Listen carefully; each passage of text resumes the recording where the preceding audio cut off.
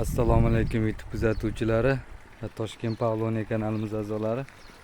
Pavloniya nihollarini ekish jarayonini, sug'orish jarayonini sizlarga ko'rsatib bormoqchi edik. Stakanchikda olib mana shunday tarzda oraliq masofani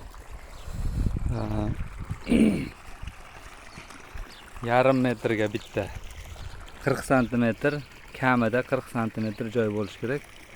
Mana shunaqa qilib ekiladi. Sug'orish jarayoni ham mana shunaqa sug'oriladi. Avval arig'i mana shu yon boshida turgan. Bitta chopiqdan keyin mana o'rtasiga olib oldik arig'ni. Sug'orish mana shunaqa qilib sug'oriladi. Keyin o'zi rivojlanib boraveradi. Bugungi sana 2025-yil 10-mi bugun? 11mi? 11. Yakshanba 11-may. Oraliq masofa qanday ekiladi deganlarga savollarga mana shu javob bo'ladi. Xudo xolasa kuzda 3 metr, 4 metr bo'ladi, xudo xolasa.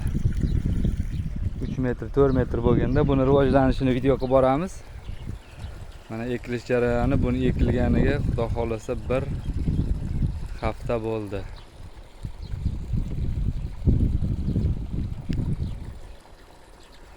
Bu sug'orish ikkinchi sug'orishimiz. 6 kun bo'ldi, 5-6 kun bo'ldi ekilganiga. Rivojlanishi yomon emas. Mana shunaqa qilib buni suv qo'yib, 2 bo'lib suv qo'yamiz. Asosimizdan suvimiz sal kamlik qilgani uchun.